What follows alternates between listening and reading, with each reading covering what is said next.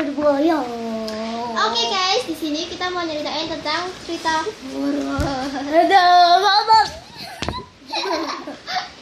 dan aku megang buku cerita yang judulnya Keluarga Setan Kalau Kita Rumah aku boneka anak Penunggu Rumah Tua. Kalian nggak tahu.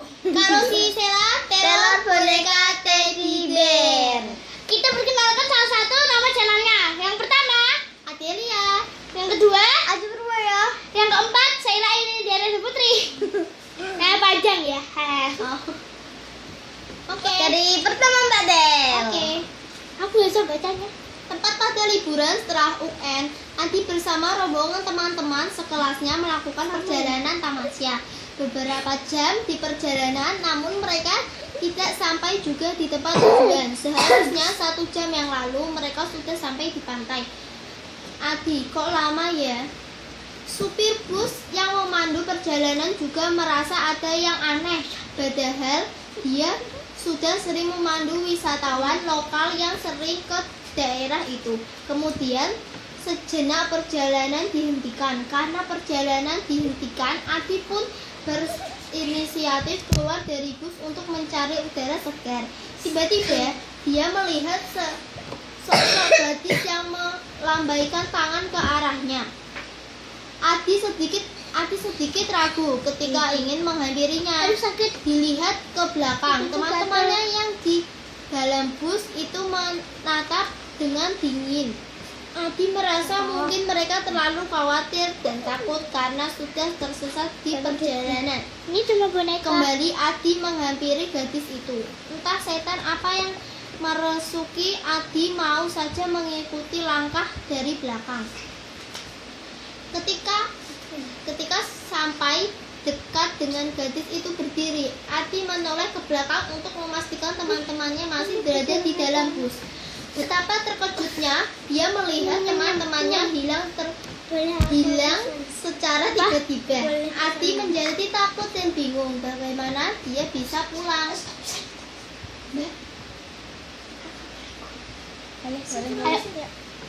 Sedangkan tempat itu asing sekali baginya. Raka.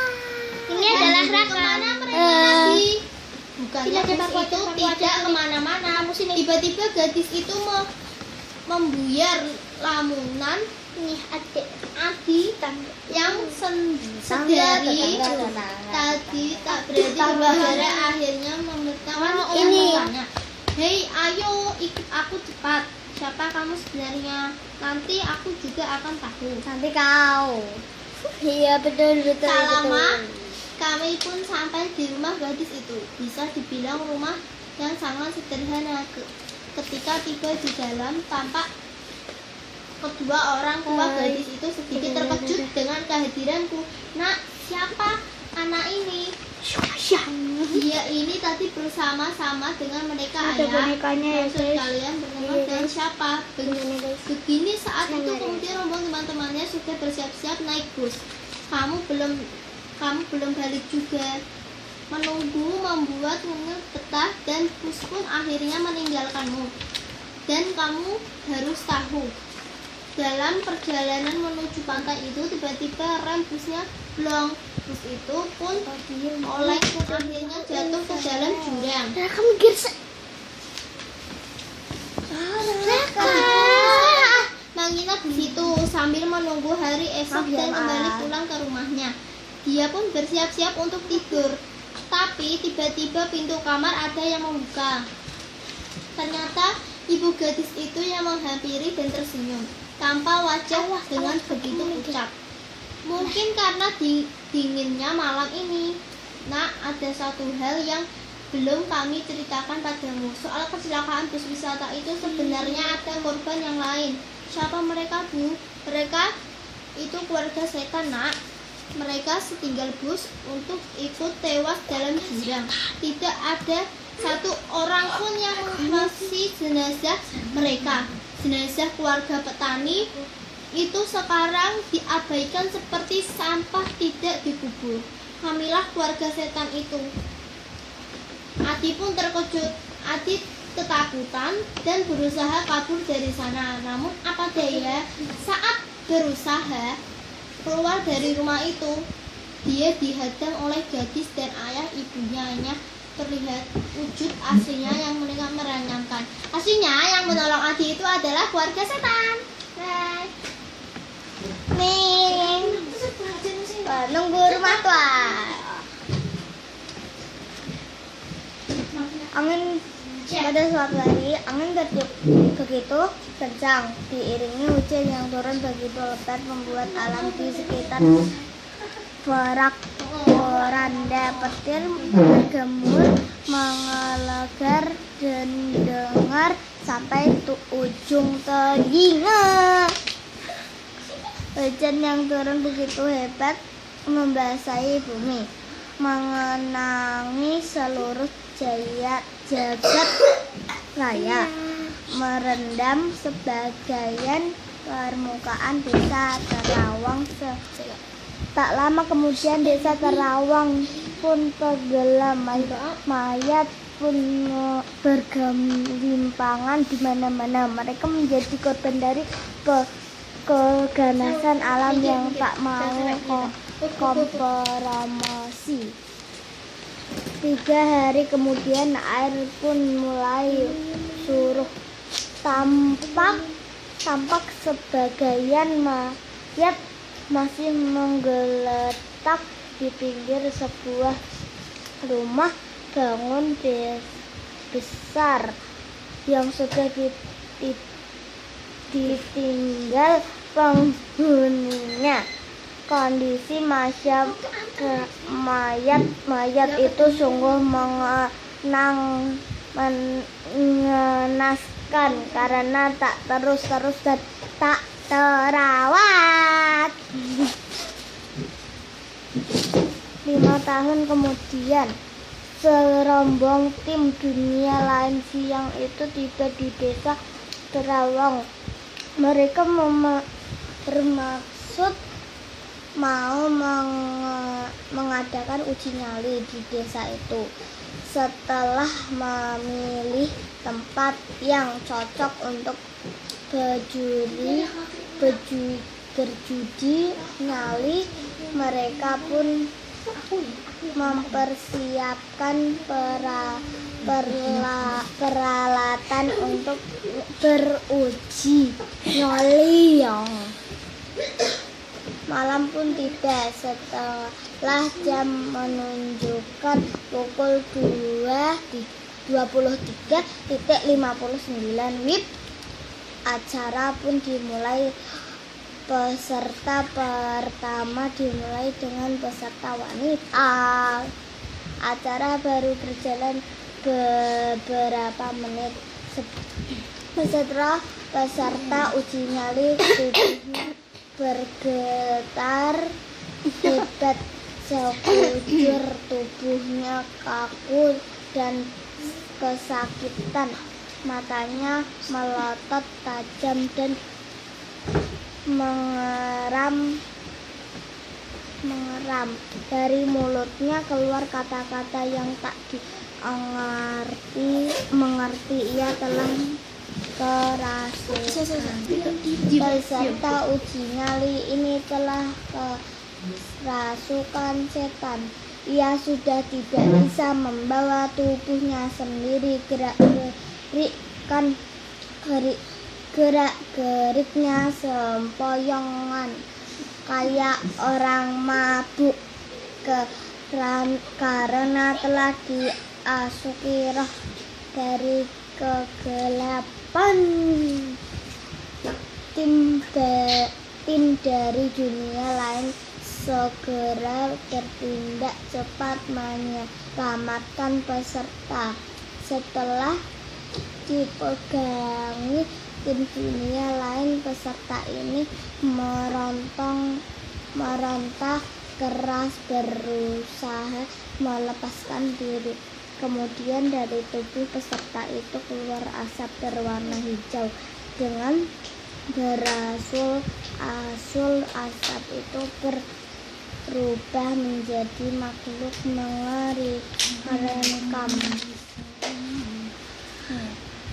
Tubuh peserta uji nyali pun lemas, tak sadar diri Sedangkan sosok makhluk itu ia adalah korban dari keganasan banjir yang melanda di desa itu beberapa tahun silam.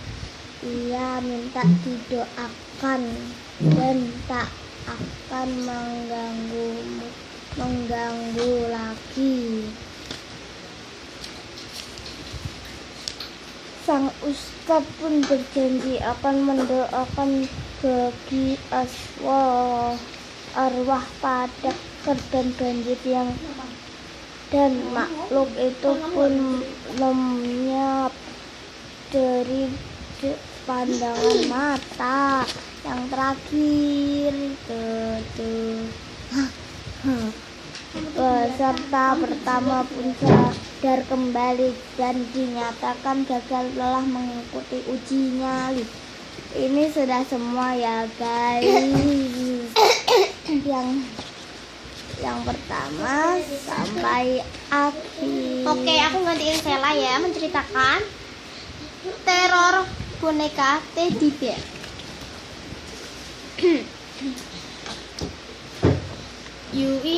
Yui adalah mahasiswa baru sebuah perguruan tinggi. Dia baru saja menyewa sebuah kamar kos yang dekat dengan kampusnya. Di hari ini, dia membereskan barang-barangnya. Ia memisahkan barang yang masih dibutuhkan dan yang tidak. Saat mata Yui terpaku menatap sebuah boneka beruang teddy. Boneka beruang kecil itu sudah terlihat kusam. Yui berpikir mungkin boneka itu milik penghuni kamar ini sebelumnya. Yui pun memasukkan ke kantung plastik besar tempat di mana barang-barang yang tidak lagi dibutuhkan ditempatkan dan meningkatkan erat. Lalu meletakkan kantung beras tersebut di dekat pintu luar untuk dibuang. Pindahan memang melelahkan. Begitulah yang Yui rasakan saat ini. Akhir barang yang tidak dipakai untuk ditinggalkan ke tempat sampah.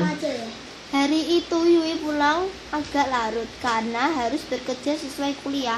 Di tempat tinggal barunya Yui masih lebih nyaman. Beruntung dia mendapatkan sebuah kos yang biaya sewanya tidak mahal dan cukup dekat dari kampus bekerjanya.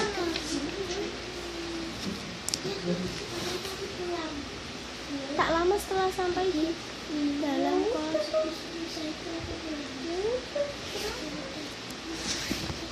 ia mendengar suara yang mirip anak kecil. "Halo Teddy, aku berada di tempat sampah. Aku telah dibuang tapi aku akan pulang kembali." Dia langsung menutup ponsel dan berpikir dengan seorang sedang mengerjakan. Tak lama kemudian ponsel berdiri kembali. Ketika ia mengangkat, suara tak lama terdengar. Ia pun pergi ke pintu. Yui merasa kesal. "Halo, ini Teddy, aku di depan pintu, buka pintunya." Lalu ponsel berdiri kembali dan ketika mengangkatnya, ia pun mendengar suara itu lagi. Yui pun jadi merinding ketakutan. "Halo ini Teddy, aku sekarang tepat di belakangmu." Saat Yui menoleh ke belakang,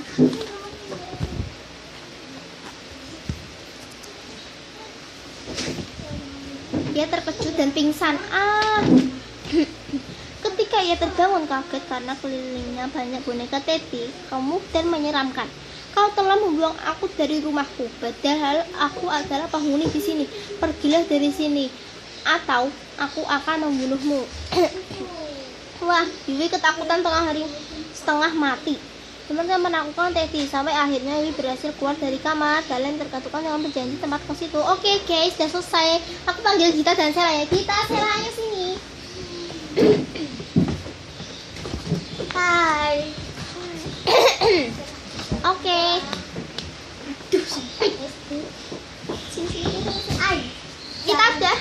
Kita udah ya. Dan Raka sini berempat. Jangan lupa like, comment, Oke guys, jangan lupa like, comment, subscribe di bawah ini.